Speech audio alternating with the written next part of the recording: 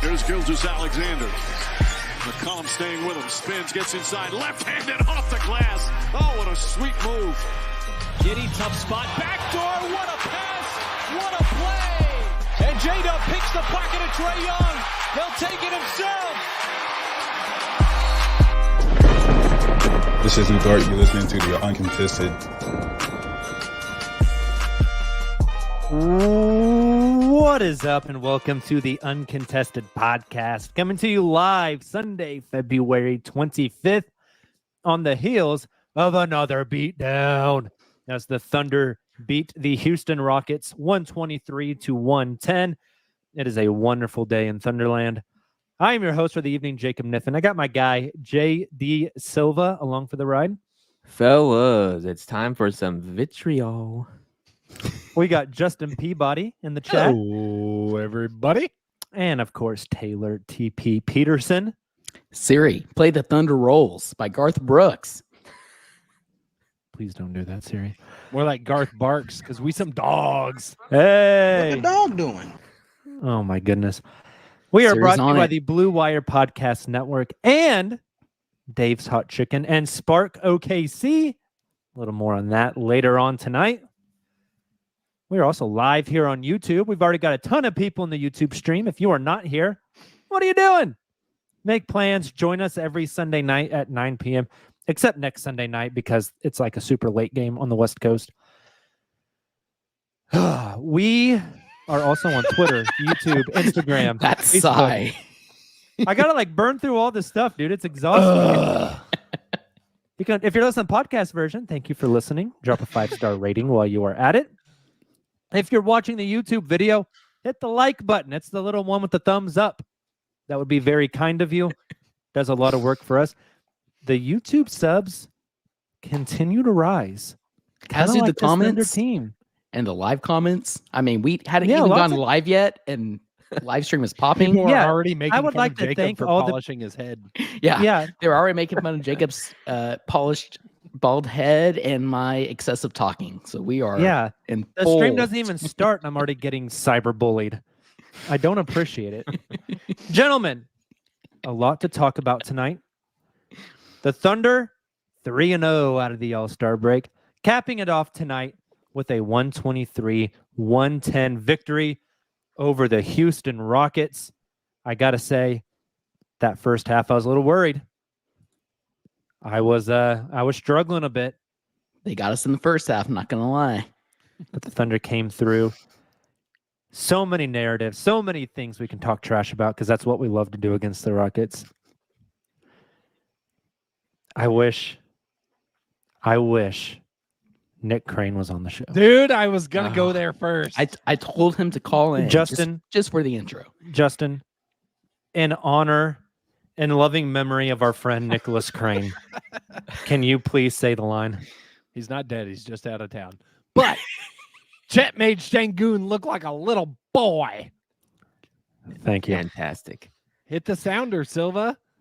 Which sounder? We got That a little one. boy sounder. Do you not Do have we? that? Silva, come on. We have a little boy sounder? Without Wait, context, that's you a can't horrible say that. phrase. I don't think we have that. I thought we had it in I the sounder thought we did form. too. No. Wow. We have the doo-doo boys. Play that one then. Big The boys. doo-doo boys. Okay, thank you. Close enough.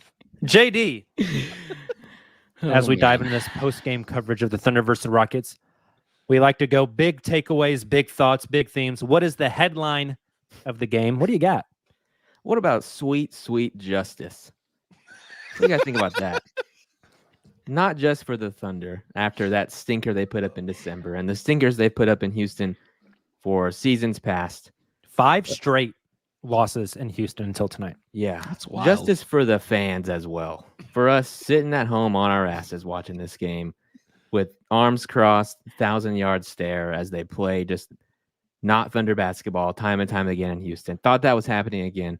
Was in a dark place for, the first half hour of the game. But they turned it around and had one of the more cathartic experiences I've had, not just in basketball, but in my day-to-day life in a while. It's been a while. Especially after our Chelsea boys lost. Exactly. in a final. No soccer Cup. talk. Get Silva's that outta here. timeline was firing off all the absurd takes It was. from like just all the classic Houston accounts that make NBA Twitter insufferable, like Biased Houston and Roosh and Red 94. So good. Had JD, to. do you have some of those tweets pulled up? Yes. Do you want me to like share my screen or just read them, or what do you You want know to do? how- Time to Just read shine, 'em. Silva. You know This is how you. in Monsters Inc. they power their city off child screams, and then at the end it turns into laughter. I think Yeah. JD Silva is powered by Rocket's tears. I am. I absolutely am. We got one from Red 94 from November 21st. It reads. It The reads, receipts. the quirkiest thing of all time is John Hollinger having Şengün as the top prospect, and everyone's saying, haha, this is cute. This is why analytics aren't serious. And then Red 94 doubles down and says, oh, wait, he actually is the best player from that draft and possibly the second best from the last 3 drafts. Ooh, Okay. that's Ooh. insane. I don't know if that one would Spicy. hold up very well. I love. Imagine going to John Hollinger to support your argument. Couldn't be me. Well, John Hollinger said. That's a look couldn't in the be mirror me. moment, folks. We have Roosh Williams just tweeting Chet Holmgren falls a lot. That was Yes. during this game. What else can you say? Before Too he bad he didn't torched fall a them. few more picks. I know. Oh, there we go. Hey. got him. Bag. We have Biased Houston putting up the prayer circle tweet to get a top 4 pick. That's when you know it's over. Hey, I thought my tweet, my meme, my Thanos meme tonight, Very good. pretty good. Very good. Final one from Klaus NBA, which is deleted. Those are the funniest ones where it says this post has been deleted underneath. It just says Şengün is OKC's biggest regret. Cope harder. Oof. You love to see it. So Chet you had also more have some points in the fantastic fourth memes quarter as well. than Şengün had. Hey, who was that one Rockets jackass who blocked all of us like a year or two ago? Ben, what's his face? Dubose? Into both. Yeah. Yeah. Wonder what he's up to. Where's that jackass? We got to chill a little bit. We have another Thunder Houston matchup coming up This on is Tuesday true. on national This is TV. true. At We gotta 9 pump the brakes a p.m. little. Things could get weird. Things could get weird. You have no confidence, Taylor. Hey, I What mean, happened to the get, thunder-colored we will get to glasses this. Taylor I know? we will get to this. I have the Thunder W in my predictions. Who is Nonetheless, neutered Taylor? This man got fixed. Justin, what's your takeaway from the game? Chet Holmgren. Good Lord. It's 8 minutes into the podcast, and it's the first time we've said his name. What a man, what a man, what a mighty good man. An unbelievable performance from Chet. The beginning of the fourth takeover, just absurd. You alluded to it, Jacob. More points in the fourth quarter than Şengün had all game. He forced Thunder PR to send off like 7 tweets I tonight. know, I was blown which up. was a new record. First rookie in history to have 100 blocks and 100 3-pointers in a season, and the first player to have that mark this season. He set a record for points in a quarter. I don't know what else, but like superlative fourth after quarter. superlative. I made that mistake as well. I thought it was most rookie points in a quarter. It's most in the fourth, but still, You know, even more impressive. Even right? when the stats are oddly specific, they still hit good. And that's even more impressive. that post All-Star Chet has been a revelation, and tonight might have been the peak so far. He was insane on both ends of the floor. So Chet's fourth quarter, in the first 2.5 minutes of the fourth, he had that alley-oop dunk. He blocked him in Thompson. He had a putback dunk after, I believe, Dubs missed a layup. Had a 3-pointer and another putback dunk. Just absolutely absurd. That put the Thunder up by 14 there in the beginning of the fourth, and essentially just, kind of put the exclamation mark on the game. Also had a dagger 3-pointer later in the fourth quarter. Chet was just filling it. And it was, what I liked the most about that is I thought he kind of struggled there in the first quarter specifically. Second quarter was better. Third quarter was much better. And then just an absolute dominant performance in the fourth. Like, that is what superstars do. And we kind of saw the emergence of that from Chet tonight. I thought specifically the start of that fourth quarter, because where the Thunder really lost control of this game in the first half was the start of the second quarter when they went like 3 minutes without a bucket and the Rockets ballooned the lead up to like 14. And everything just looked stuck in mud for OKC at the start of that second quarter. They really punched back in that third, winning the third quarter 30-21. I think they went to the fourth quarter with a 4-point lead. But all I could think of was, man, that unit that started the second quarter, like really crapped the bed. They're going to have to come out. If they want to win this game, they have to be so much better than they were. And Chet just came out there and said, like, F it, give me the ball. It's time to go win this thing. And he completely took over. It was freaking awesome, dude. Or as he said, channeling his inner J-Dub, which I love it. So cool. That was I cool. love it. We haven't seen that Chet in a little while, I feel. Because I think he was just tired. Chet's honestly. tired, man. Yeah. Tired, and Dub was, propelling upwards. You just kind of let that guy cook, obviously, and you're tired, so it made sense. But good God. I tweeted the coughing baby versus hydrogen bomb thing and compared. It was like Chet's rim protection versus Houston guards. They were just he says only had 3 blocks. That seems insane to me. It felt like every other play was a Chet block on. Dude, we've talked a lot about how opposing teams put their big on Josh Giddey and like just largely ignore him, and how that's been a problem for the Thunder offense. If you thought that popped off the page, look at what OKC did to Amen Thompson. Because the Rockets would run small ball. Chet would be guarding Amen Thompson and would just ignore him. And then when Amen would try to get aggressive and come inside, there was one, I swear to God, Chet blocked him with his armpit. He He just did. went up and just it was like but somewhere between hit his elbow and bicep. armpit. It was bicep, tricep area. Just blocked Amen Thompson. Like, he made everybody look like a little boy in this game. And we talked about Thunder PR just ripping off some incredible tweets.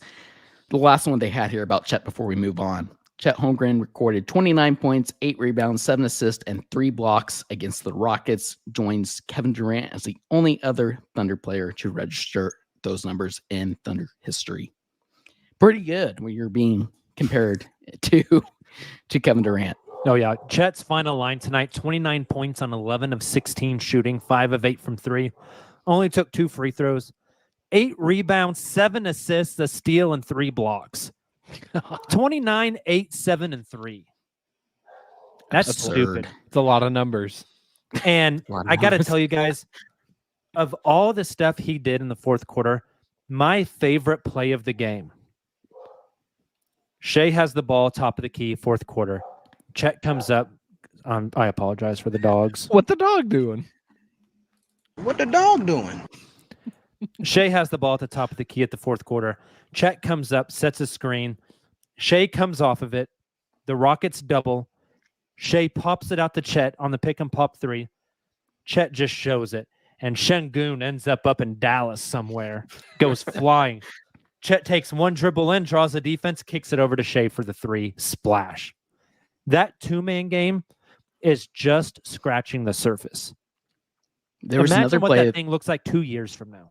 And then you got J-Dub playing off the ball with them, or J-Dub being the one to initiate, and Shai's the one off the ball, drawing the defense.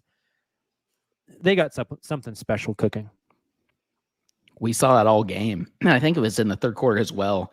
I thought that's what you were getting at, Jacob. And maybe I'm wrong on when this happened. It's all blurring together. But there was a Shai Chet pick and roll. Chet gets the ball at the top of the key, finds Shai cutting down the middle of the lane for a wide open layup. Just a perfect dish as he sees the defender coming up on Chet because they thought that he was going to pop another 3-pointer. I mean, it's absolutely lethal. Another interesting thing from this game tonight, guys. Shai took 23 shots. J-Dub with an inefficient night by his standards, 9 of 22. Chet took 16. And then you have Dort with 9, Kaysen with 7, Josh with 5, Joe with 5, Jay Will with 4, Hayward with 3, Wiggins with 2, and Kenrich Williams with 1. The big 3 were a very, very big 3 tonight. Yeah, I would expect to see that trend continue, especially like when I think about what this team looks like in the playoffs. I think it probably looks like that in terms of shot distribution. Maybe more efficient from Dub, but in terms of like number of shots, that doesn't feel wrong. And that'll fluctuate. That's not an every night thing, but those 3 are cementing themselves pretty firmly as the big 3 on this team. And I think that's who you lean on as the games get more and more consequential. Super quick math here. I'm very bad at this. I think that is 33 of, let's see, 38. Yeah, I'm having to do more math. Regardless, they were over 50%. Carry the one. No math. Carry the I one. was told there'd be no math. When your no big math. three is putting up those kind of numbers, just absolutely absurd. And Yeah. like you all mentioned, I mean, Dub played fine. I thought he did a really good job at facilitating. He scored well in the first half. In the second half, wasn't quite as efficient, mainly because Chet Holmgren was the one getting those shots, kind of something that Silva alluded to earlier. Just the fact that they can all three play so well off one another is so exciting. And I think, like Justin mentioned, it's just, I can't wait to see this continue to progress, especially into the playoffs. I would love if Chet took 16 shots every night. It takes 11.8 now. Dub 13.6. Shea still got add 23 four to shot both of attempts. Dub still got 22. It's not like he was taking away a lot of shots from them. I could not agree more. Those guys made 33 of the Thunder's 46 made field goal attempts tonight. That's wild. That Pretty is good. wild. That is wild. What was the other stat I was going to say? They also had, those three had 9 of the 17 3-pointers made. We've talked about Shea. We've talked about Chet. We've talked about J. Will. That second half push, all of this. One guy that I think continues to go a little undersung for this team that I think deserves more credit is Lugens Dort. The man tonight, 16 points, 5 rebounds, 2 assists, and a steal, 4 of 6 from 3. Was a tied for team leading plus 18 in the single player plus minus. Lou has been awesome. Like, awesome. He had a dip in his 3-point shooting for a while there, I believe, like around the new year. And I think it was JD and I who were having the discussion of, is the Lou shooting a mirage or not? It hasn't been up and down. It started up. It went down a little bit. It came back up, and it's never gone back down. Like, he shot 50% from 3 in February. I know it's 1 month. That's a small sample size. But I tweeted it tonight. Like, the decision-making, the shot diet. He was cooking tonight. There was a play where he gets swung the ball, has a semi-open 3, and just immediately touch passes it over to Isaiah Joe for a more open 3. That's not a play he makes in years past. In years past, he shoots that or he makes some really tough driving layup. He had another one tonight where he caught on the left wing, I think in the fourth quarter. Defense closed out on him. And just from the TV angle, you could see the straight line drive. And if he's got a straight line and you try to get in front of him, he's just too damn strong. He's going to bump you out of the way. He's like a bowling ball. Once it gets going downhill, you can't really stop that thing. It's just going to bang the shit out of your shins and you're going to hurt and you're going to end up on the floor. And he got to the basket and he finished. He's been so much more efficient, playing much higher IQ basketball. Such a better shot diet. Yep. While continuing to just be an absolute dog defensively, taking the most difficult assignment every night. Jalen Green wanted to get into it with him tonight. I was like, bold Not move. a good idea. Jalen, Best of luck. you ain't want that smoke, Yeah, brother. no.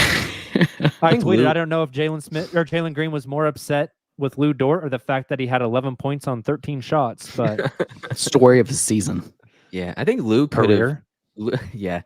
Lou would have been justified in taking more shots tonight too, because he hit 3 threes in a row to like open the game. Scored 9 of the first 13 points the Thunder had, I think. So he could have taken more, but he, 5 of 9. I think, yes, his shooting is up both behind the arc and finishing at the rim. Like last year was just such a bad season for Lou in terms of scoring the basketball. But the decision making is what really stands out to me. Like you said, Jacob, I think last year in this game, he probably does take more 3 attempts. And maybe that, his contributions don't have as much shine because of that. Maybe, right? It's speculation, but it feels like this year he's making the smart IQ play in addition to finishing better at the rim and hitting more shots from behind the 3-point arc. And like those 3 things in combination is magical. And that's what we've seen out of Lou, especially post All-Star break, just like Chet. His shooting in the last 3 games has been astronomical. So here I am throwing out more math at everybody again.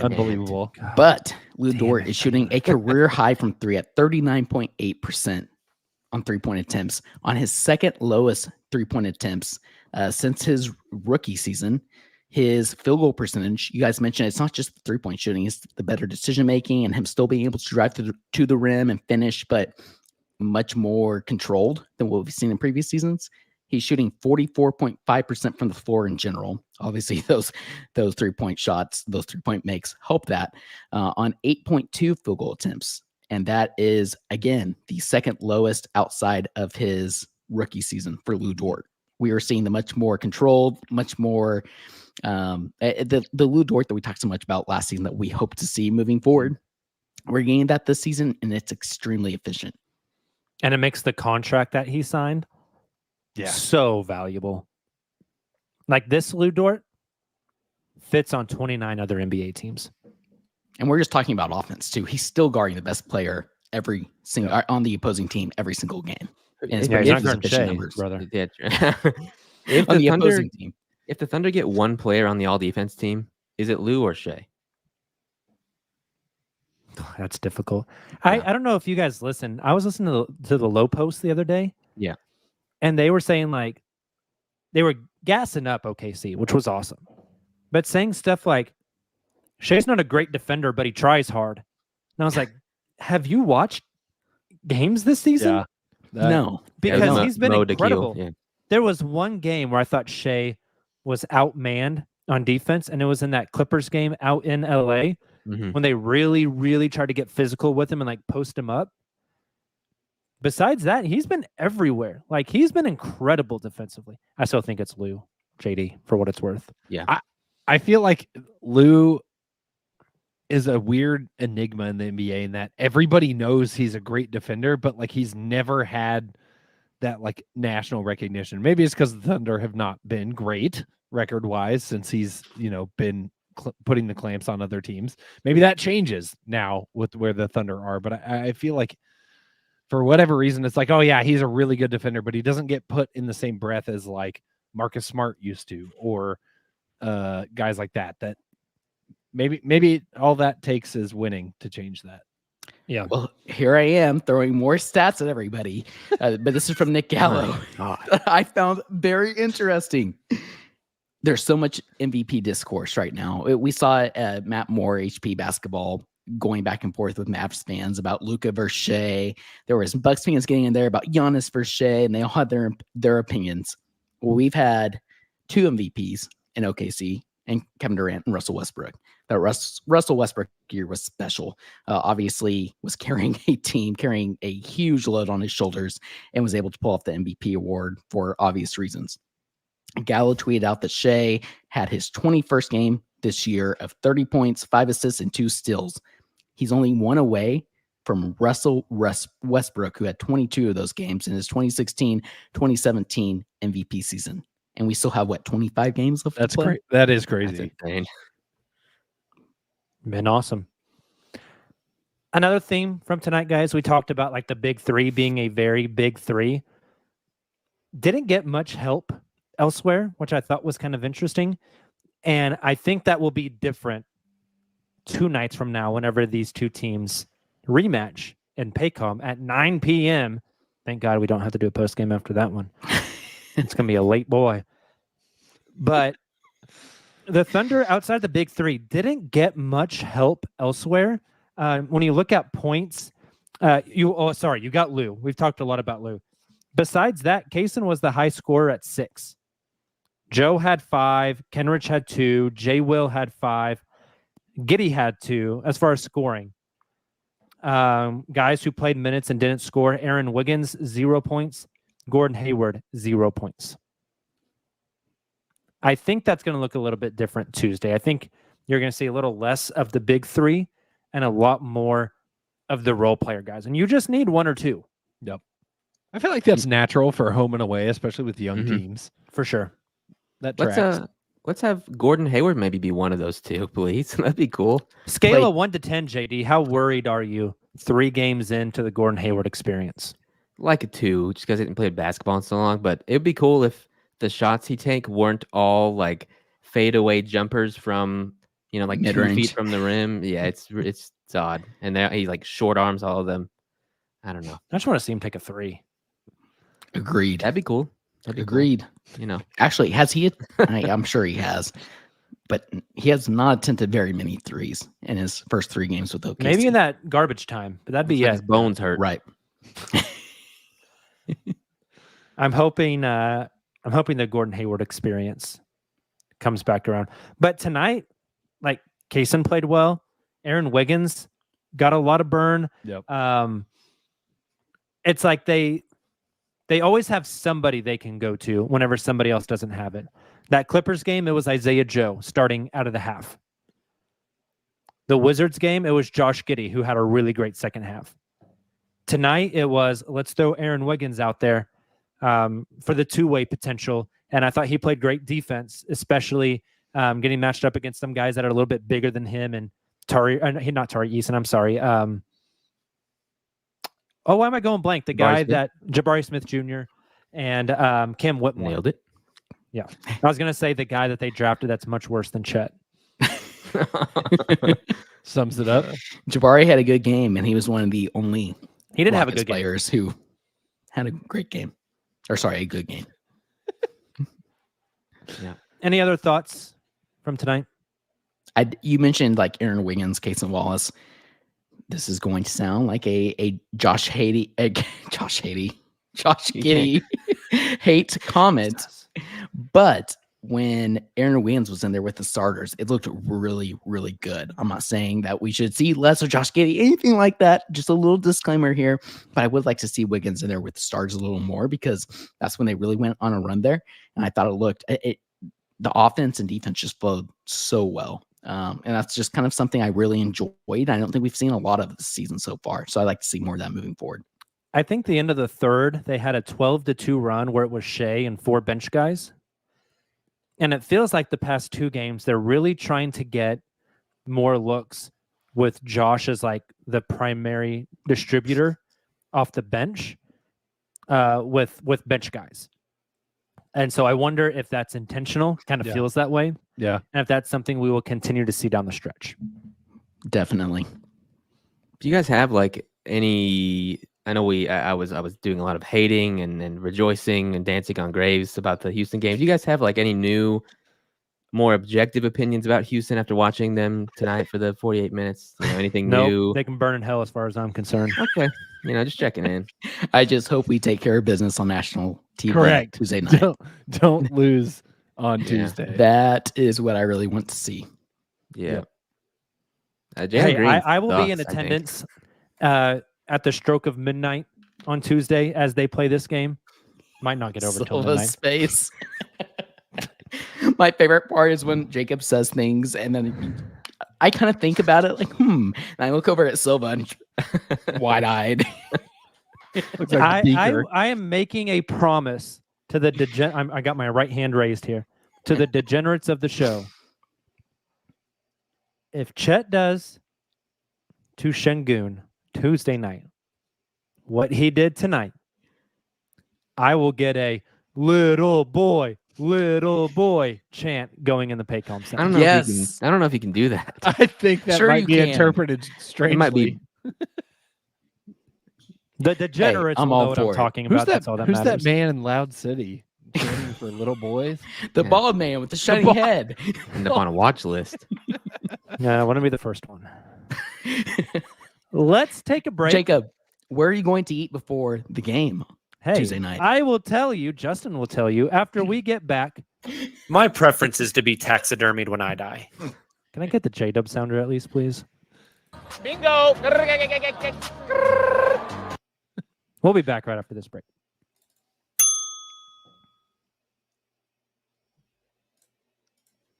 And we're back. It's the best part of the Sunday show. Justin, why don't you tell them why? It's time for the Dave's Hot Chicken Take of the Week. The East Hollywood pop-up sensation turned fast casual superstar, Dave's Hot Chicken is now serving Oklahoma in Bricktown, Edmond, and coming soon to Chisholm Creek. Their mouth-watering sliders and tenders are offered at 7 spice levels, ranging from no spice, like Taylor, to Reaper, like me, which requires a signed waiver for those who dare. Each piece of hand-breaded chicken is spiced to order using a blend crafted specifically for its heat level or no spice at all, along with sides of house-made kale slaw, creamy mac and cheese, and crispy seasoned fries. And try the new Dave's Not Chicken. Cauliflower slices that taste just like Dave's Hot Chicken, but they're not. Visit Dave's Hot Chicken in Bricktown right next to Fuzzy's Taco Shop before or after the next Thunder home game. I think we all know we profess our fervent love for Dave's, and now we're going to put that love on display as we give some hot takes. We're going to fire off takes and rank them on the Dave's Hot Chicken scale. Hey, those of you in the chat tonight, which is a lot of folks, Drop your hot takes of the week into the chat. We're going to choose a handful of them that we like the most, and you guys are going to win some free stickers. Stickers. Love it. All right, who's got the takes? I'll start us off. Okay. You ready? There you go, yeah. This is a bit of a foreshadowing on the pod. The Thunder are at 5 straight now, right? 2 before the break, the 3 after the break. My hot take is this record stretches to 8-0 the next time we do a Dave's Hot Chicken hot take of the week, and the Thunder will be in first place in the West at that time. Buddy. That's a long winning streak. It is. Definitely. I'm going to give you extra hot on the Dave's Hot Chicken hot take. Extra hot? That's right next to Reaper. I think it's a little spicy. Yes, it is. You keep saying dumb shit like that, the Reaper's going to come for you, buddy. It's only What do 3 you guys- games, but What does Justin Silva think? we were talking about this while you were polishing your head, Jacob, and before the stream Without started. context, that is I think that it's hard because before the Thunder won this game, because last week I predicted they would lose this game tonight.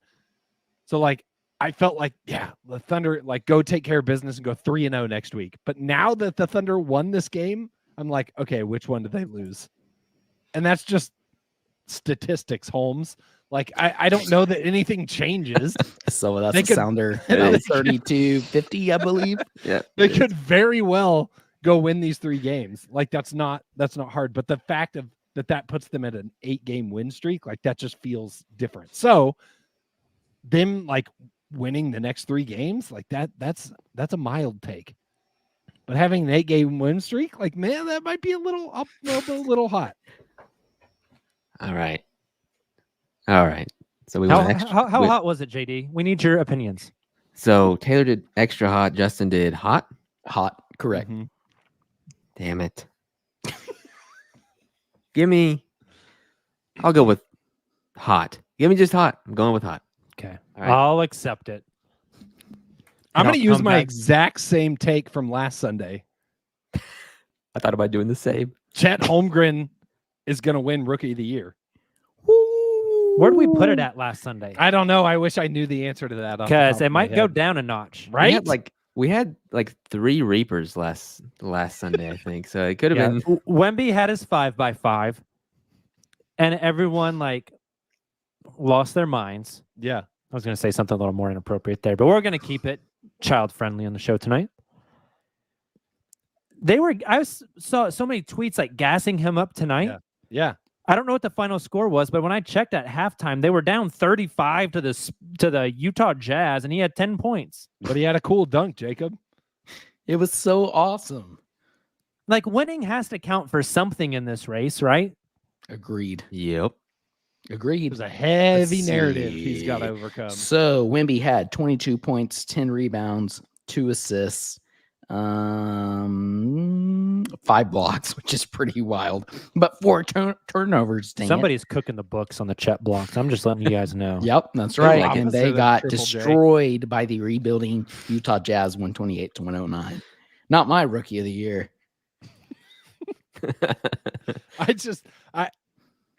I think I said earlier in the season that I don't like when Chet was doing really well. Like I still thought Wemby wins Rookie of the Year because it just felt like that was a done deal before the season ever started. Mm-hmm. But to your point, Jacob, like narrative is everything, and people are also drawn to whatever the recency bias if Chet plays like Chet has played for the last 3 games for the next 20, that's a tough narrative to overcome. How much do the upcoming national TV games matter in that race? Yes, like you just said, Yeah, quite a bit. on the low post, people aren't watching, even if they claim they are. They're not watching. They're not really. If they think Shai's not good at defense, then the Watching narrative's the already YouTube made highlights. up. Right. Also, we have a Chet versus Wimmy matchup coming up this week against the Spurs. So how does that look? I think that could play a bigger role there. Rounding numbers just to make it easy. Post All-Star break, 3 games. I know. Chet, 30 minutes, 24 points on 67, 53, 71 splits, 9 rebounds, 3 assists, 3 blocks. I believe that is what our friends over at Dave's Hot Chicken would call a Reaper stat line. You better sign that waiver before you play against Chet. He's going to burn your ass. Justin, your take, I'm going hot. I'm going extra hot. I'm going to go extra hot as well, Silva. I think the voters they're like, Wemby's going to be the next face of the league. His legacy demands a rookie of the year. They're going to will it into existence. The Spurs only win 2 more games the rest of the season. He's still getting it. Is Chet even a real rookie? I know. The narrative is there. I'm with you, Silva. Extra hot, but I like it a lot, Justin. Taylor, you want to go? I've got one, but Silva, I felt like you were teed up. If you got one, you go for it. But I have one as well. There's 2 I'm considering.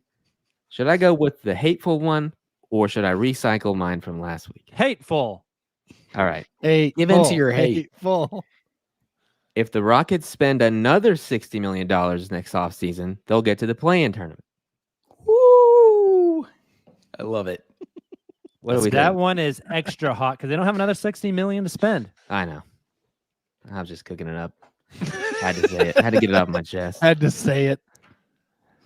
I will, to your point, though, if they continue to try and just like bring in free agents and it's not a big name and just do what they did last season, move off from Jalen Green, maybe all the Rockets fans, national media is hyping them up, and they still end up like a play-in team next season.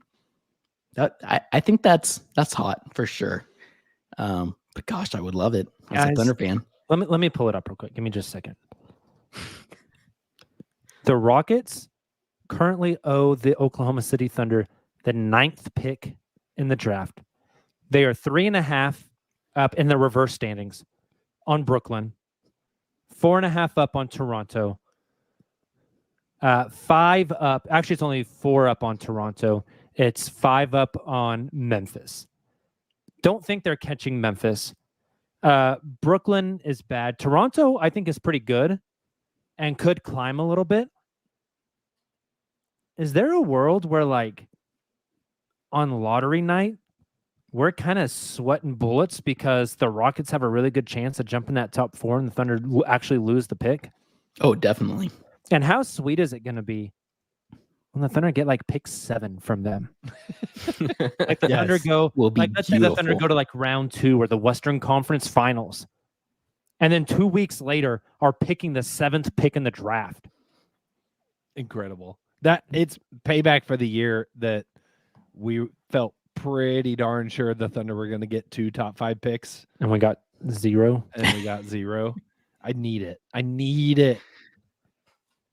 Love it. That's a good one, Silva. What's your take, Thanks, Taylor? Right. Here's mine. I feel like mine haven't been very spicy recently. Spice it up, TP. Weeks. So I am. You said you wanted to cancel the All-Star game last time. Okay, that's fair. You did. That was pretty spicy.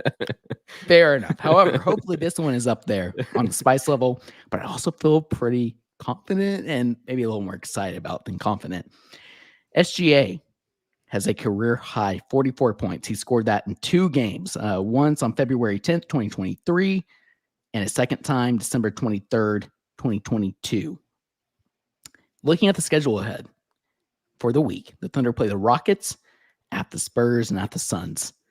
You look at the past couple of games, SGA had like 30 points against it through 3 quarters against the Wizards and then basically set the rest of the game.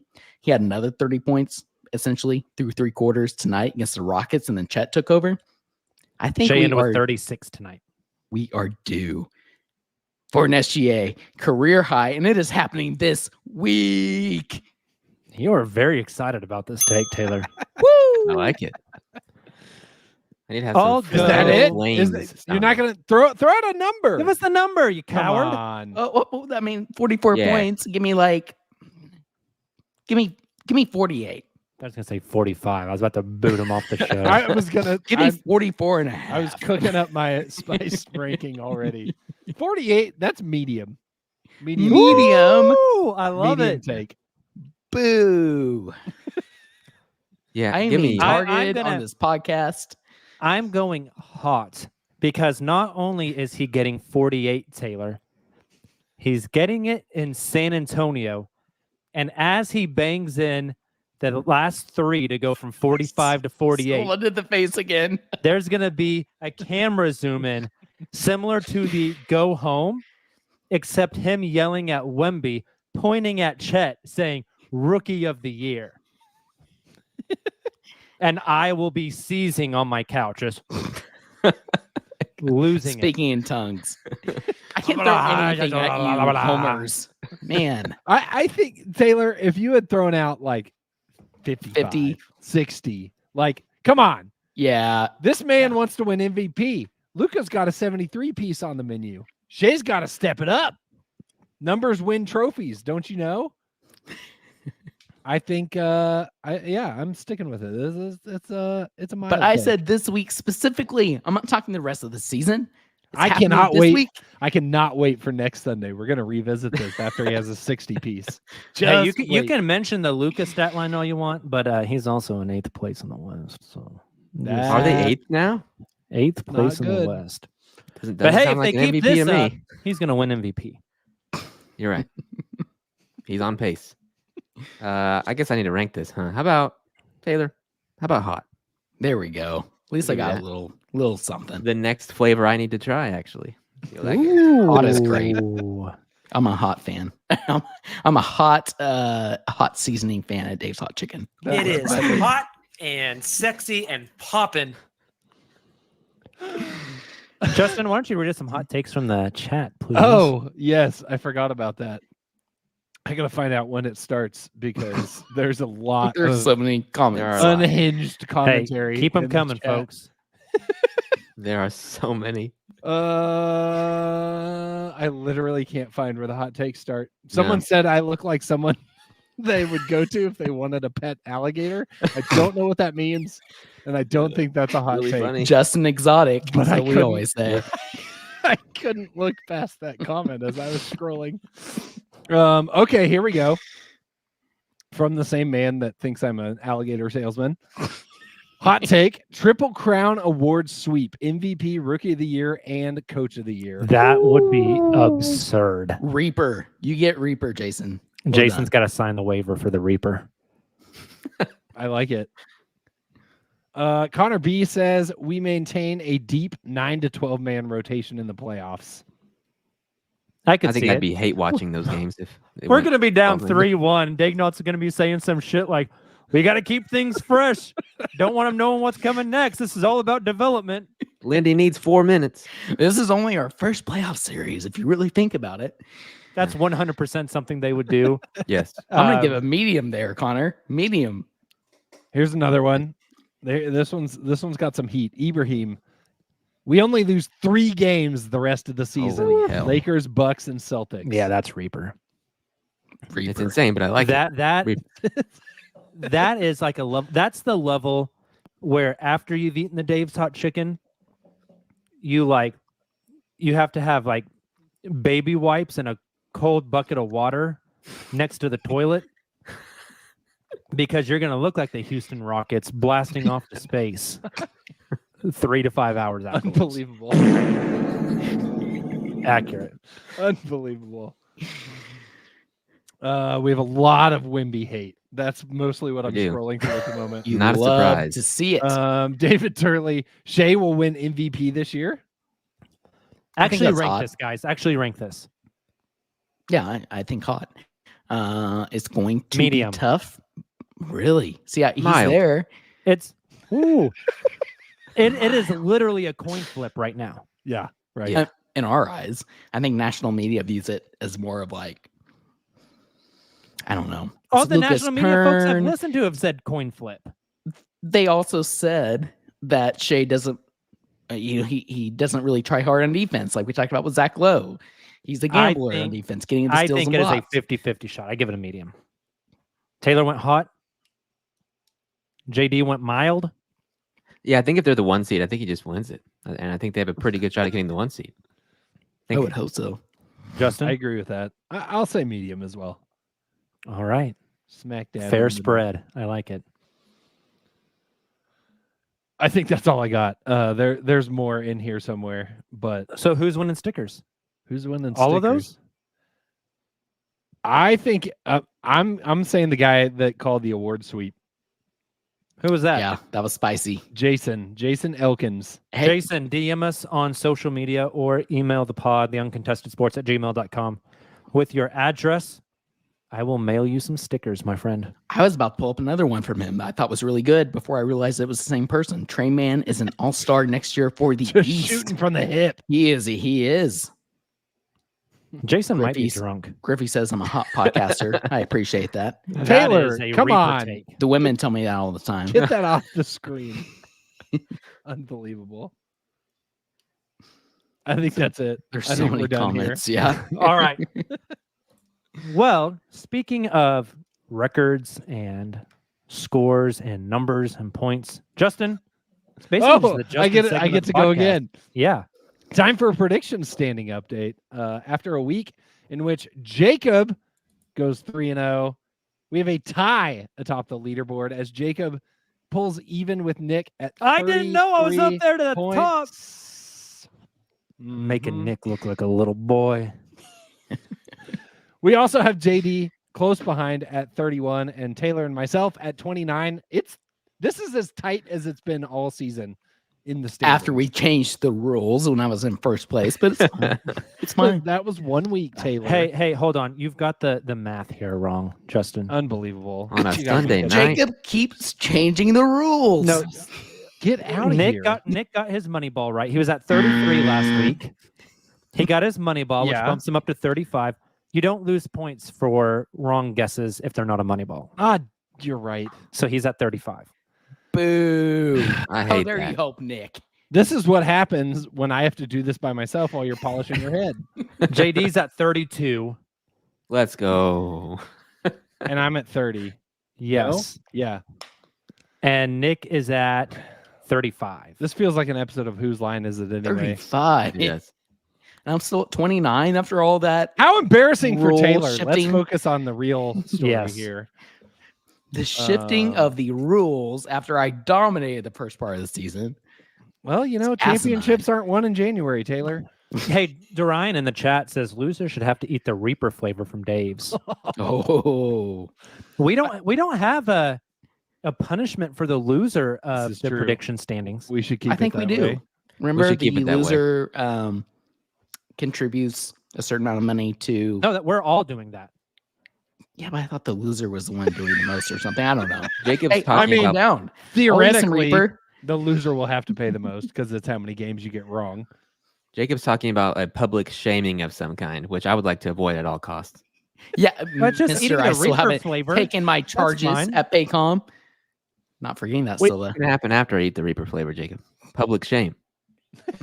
No, we'll drive you home immediately. I'll Crying Or in we'll public. stick in a Bricktown. porta potty in the middle of June in Bricktown. I made the mistake of telling my son about this whole rankings thing tonight and how most everybody picked a Thunder win tonight. And so then he started cheering for the Rockets. I was like, God, wait, what's no. wrong with your child? Wait, Justin? no, it's more like it's like a consolation prize. Like if they lose, at least, you know, I got a point out of it.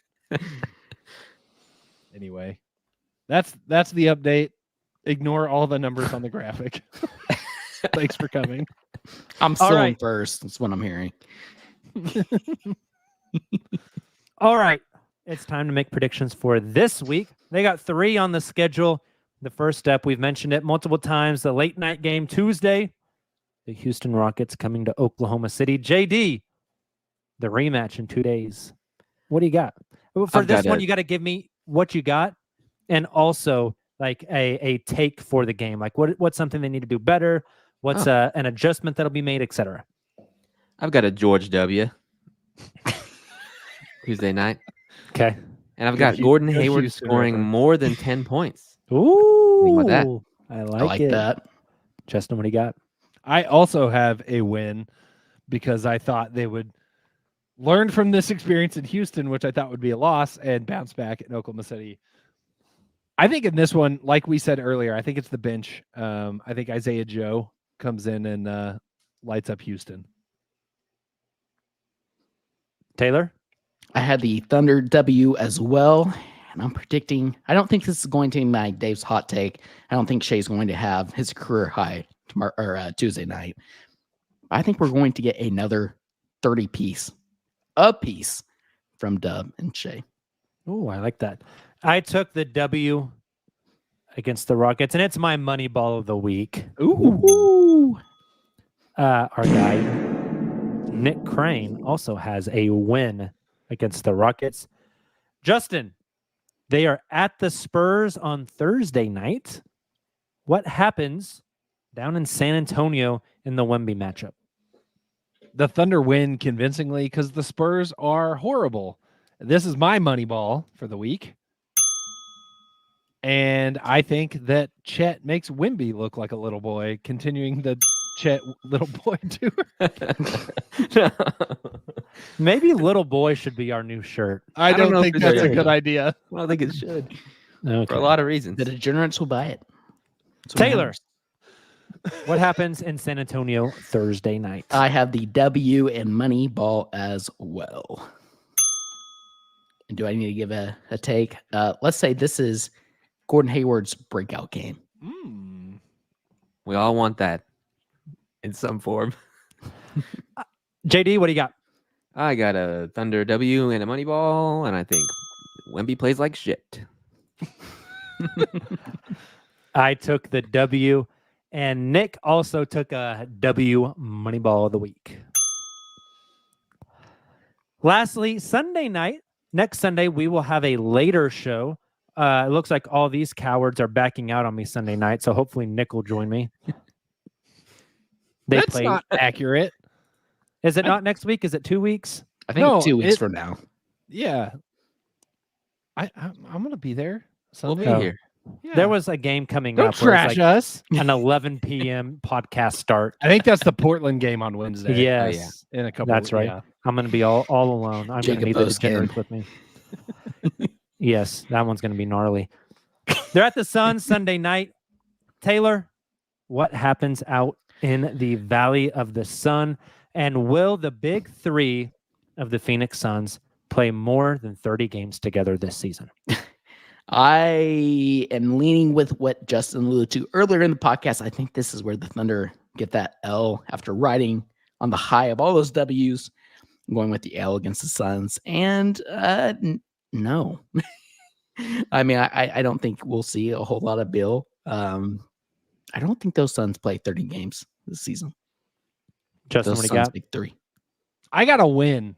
This team just reeks of dysfunction. A big three that can't big three. And the OKC big three is going to show them what continuity and cohesion and people that actually like each other, how they can play.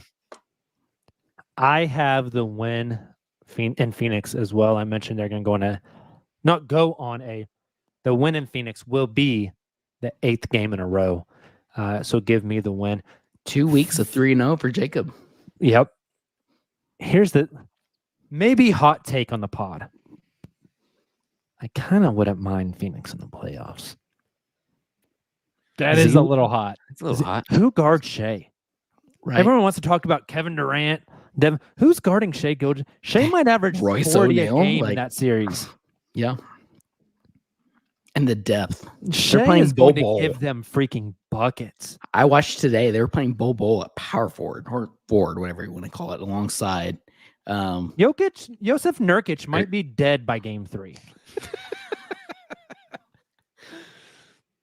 I don't know. Jake- I don't think I want them. I'm not sure there are many teams in the West right now that I'm like, yeah, Let's go. Let's Well, sign hold me that up for thought because that. we're going to talk about that in a second. JD, what do you got in Phoenix? I've got an L. I don't know. I felt bad picking 3 wins in a row, and I was like, this makes me nervous, so I have to pick an L somewhere. It's gonna happen in Phoenix. We got a couple cowards on the show tonight. Nick also took a win. Me, Nick, and Justin all have a 3-0 week.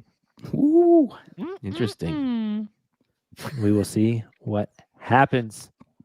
All right, let's take another break. On the other side, we're going to talk some Western Conference standings. Hang with us. We'll be right back. Can we dedicate this break to Poku?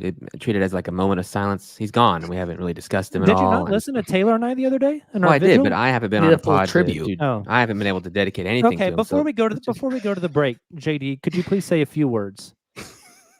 Poku, you meant a lot to all of us, and we'll miss you. You're gonna be playing in probably Greece within the next few weeks, maybe China, and we'll be here waiting when you come back. And play in the G League for a couple of years and then return back to Greece or China. But it was a blast, buddy. See you later. Do you think we get to see him at Summer League?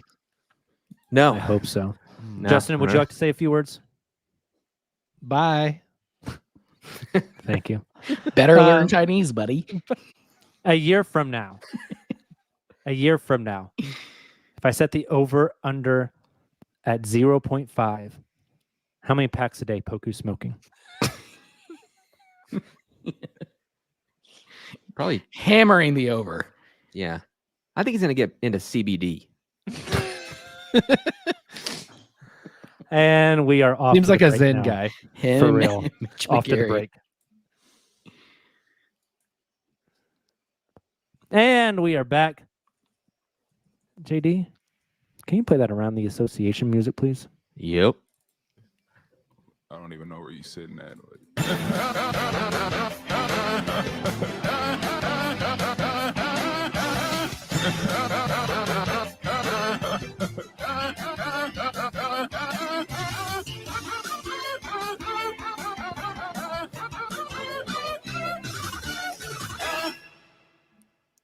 For this Around the Association segment, I thought we would talk about the Western Conference standings. You guys probably can't see that real well. I need to zoom in on this bad boy. And where we think the standings end at the end of the season. Can you guys see that a little bit better now? Yep. Awesome. First question. Is the top 10 in the West already set? Yes. Yes. Yes. I don't like that sound at all. I worry about the Warriors a little bit there. They are currently a half game back from the Lakers. Currently in No, 10. I just mean the top 10. The order will switch, but nobody below the 10 line is jumping up. Yeah, 100%. The Jazz in 11th are 3.5 games back from the Warriors, so I think so. Yeah, I don't think the Jazz are catching them. I don't think anybody below the Jazz are catching them. So, okay. Next question. We have 4 teams in the play-in right now. That would be the Kings, the Mavericks, the Lakers, and the Warriors. Do you guys think those stay the same? They can move within that tier, but the Golden State Warriors are 10.5 behind first. The Lakers are 10 behind first. So there's only a half game difference there. Mavs and Kings each 7 behind first. Phoenix and Pelicans each 6.5 behind first. So maybe an easier question to ask. Who are going to be the 4 play-in teams in the West? I'm not sure it changes because we said that 1 through 10 is pretty much locked in, but probably a pretty mild take here. I think the Pelicans fall and the Kings and Mavericks rise a little bit. I would not be surprised to see the Pelicans in that 8th or 9th seed come play-in time. I was going to say, I think Pelicans drop to the play-in. I think the Mavericks sneak up to 6. Yeah, I'm probably going to go Phoenix drops out and the Mavericks go up to Mavs go up to 5, maybe. And then Pelicans at 6. You got to realize the difference between 8 and 5 is a half game. Half game. Not much. Yeah. I'm with JD. Phoenix has the most difficult strength of schedule the rest of the way of any team in the league. And we all just said we don't think the big 3 are even going to get to 30 games together. The depth is shot. they're injury prone. I think Phoenix falls to the play-in, which is like nightmare fuel. That is for the rough. Suns. This is all they have. This is the team. For like the next decade. Yeah. They have nothing. They're trading swaps that were already swaps. Like, I don't even know how that works. They're in trouble if this doesn't go the way. Like, what if they get bounced in the play-in, guys, and they end up with a lottery pick that they don't even get? KD requests out. Yeah, that probably does happen, actually. Booker wants to go somewhere else. Yeah. It is not great. No bueno. What about the rest of the West? Let's say like the 1 through 4. How do you guys like put those in order? 1, 2, 3, 4 of where you think it will be at the end of the season. You could literally talk me into any arrangement of those 4 at this point. Yep. I think the Clippers might jump to. I don't know. I don't know if I believe in them enough to go all the way to 1. I could see the Clippers jumping up 1 to 2. I could see Denver again stringing together a run and getting in a little higher than 4, which obviously bumps OKC and Minnesota down in those scenarios, potentially biased, but with the Thunder's schedule the rest of the way, I think Minnesota is probably more likely to fall out of that first seed for one of those teams I just mentioned, or maybe the Thunder, which is a crazy sentence to say. Can I give you guys a few stats? Yes. Strength of schedule. The Thunder have the 21st most difficult strength of schedule. They got a pretty easy ride the rest of the way. Minnesota is 18th. Denver is 14th. The Clippers are 9th. The Clippers and the Nuggets will play each other one more time this season. The Clippers and the Wolves will play each other 2 more times this season. The Nuggets and the Wolves will play each other 3 more times this season. That means there are at least, 6 more losses amongst those 3 teams because they all play each other 6 times. Spicy. I didn't realize the Clippers schedule was that hard. Like, they're playing really good basketball, but the strength of schedule combined with some of those games against other top, like those games are going to be huge for them because they already lost the tiebreaker with OKC. Mm-hmm. They're going to need to get OKC owns the tiebreaker against the Clippers and the Nuggets. Yeah, right. Yeah, that's fascinating. Very. And one thing we already saw, Paul George was questionable heading into tonight with like a knee, whatever. I could see, just typical for Paul George, right? And that's kind of what I'm getting at. Like, yeah, bone spur. I could see, you're the Clippers, you're top 4 in the West regardless, essentially, at this point. I could see them resting some of those guys moving forward and not really caring so much about matchups. So if I had to guess right now, I would go Timberwolves still 1, Thunder 2, Nuggets climb up to 3, and Clippers drop to 4. I think I'm going to go. I feel pretty good about OKC getting the 1 seed. Nice. I'm going to put them up there just because the tiebreakers and because those other teams play each other. I think things are going to work out by a hair for OKC. So I'll put like OKC 1. Wow. Now it's difficult. Very. Timberwolves 2, Clippers 3. So I think that it's as is, but the T-Wolves and Thunder just swap. I don't think Denver cares about seeding as much. So I could see them like resting guys. I think that's fair. I think that's very fair. I'm with you, JD. I think the Thunder kind of have the inside track at the 1 seed. The fact that all those other top 3 play each other so much. The Thunder have tiebreakers on 2 of the 3. And it's not that they don't have the tiebreaker with the Wolves. They went 2-2. So it goes farther down the tiebreaker chain. I feel good about all of it, man. You know what's crazy is, though the Thunder do have an easy schedule, excuse me, the schedule to end the season, like the very final stretch, there's some spicy games in it that obviously like that late in the season, who knows where teams are at, if they're resting guys, if it's full strength.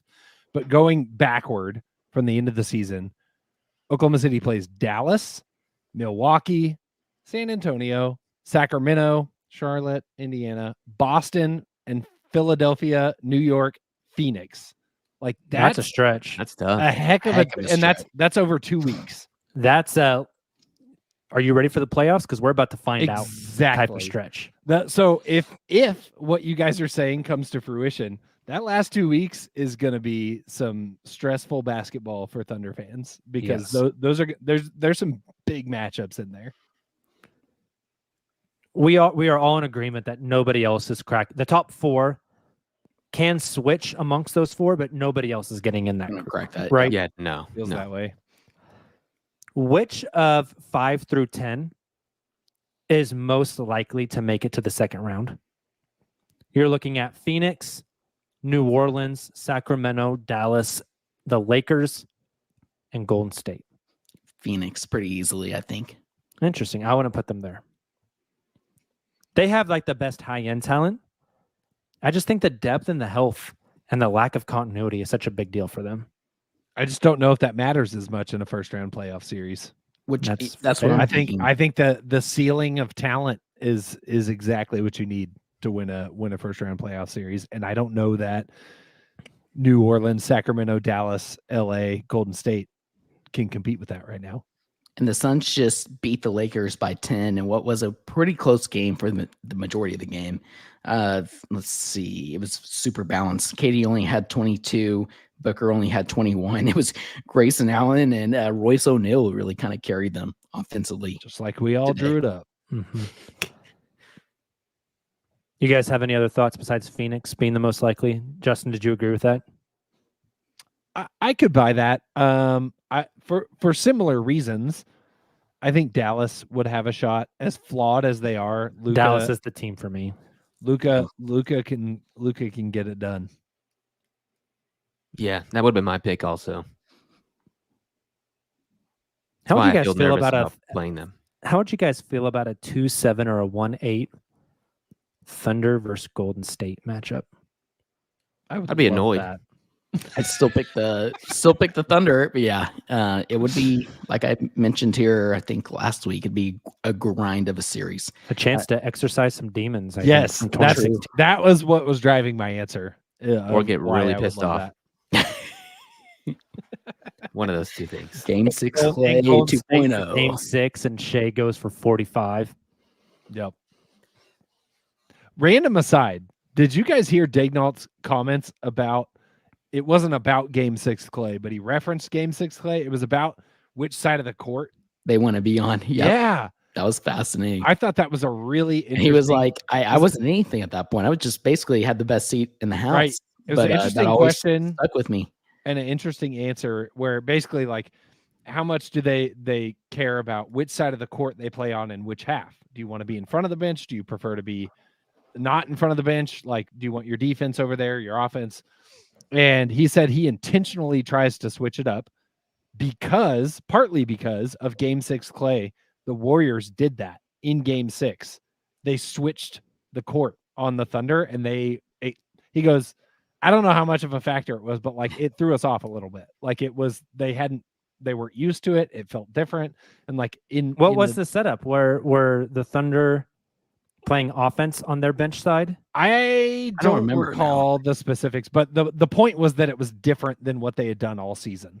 Interesting. And the Warriors hadn't done it up to that point either, but they did it as an intentional move to try to throw OKC off. And so because of that, Daignault said they tried to switch it up on a game-to-game basis. He said depending on ever the since matchup. then he's done it. So like when he was at the Blue, I'm assuming, and now with the Thunder, I think. That's just Interesting. random like little anecdote that I had never heard that about that game. I think Game 6 Clay was probably a little less the side of the court and a little more Andre Robertson being in foul trouble, but I digress. Right. Gentlemen, any more thoughts before we get out of here? Fun stretch. Heck of a way to come out of All-Star break. Just really exciting. And like we mentioned, hopefully the Thunder take care of business yet again, this time on national TV Tuesday night. It's a good time to be a Thunder fan, and I think Great that this time. like we have to cherish it now because as we were talking about the Suns earlier, right? Like it wasn't that long ago that the Suns were having that like magical run that they'd always waited for. Mhm. And now look at them. So like, do I think the Thunder will find themselves in a dumpster fire like other franchises do as quickly? No, I think they're set up for more sustained success, but success is fleeting. And I think we are at the funnest part of the journey. And I think it's a good reminder. We're peaking, folks. We are. My final takeaway. Sometimes it's good to make people feel shame for their old bad takes. Shame is good. Shame is good. Shame is good, actually. It'll only be better come Tuesday night.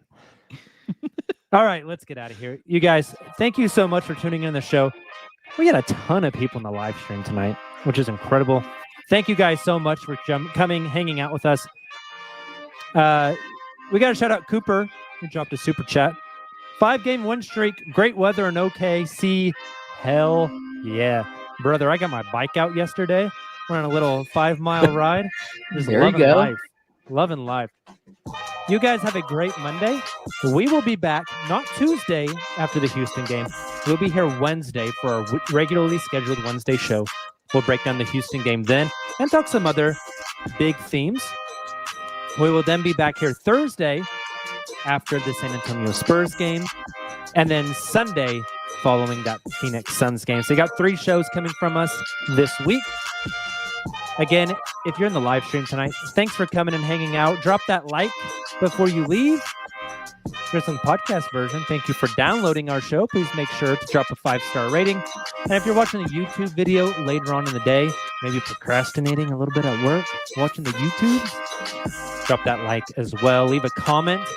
We always love to go back and read those comments. Have a great beginning of your week if you're in the OKC area. Enjoy the weather because it's going to be freaking beautiful. We will see you guys Wednesday night. Until then, as always, thunder up.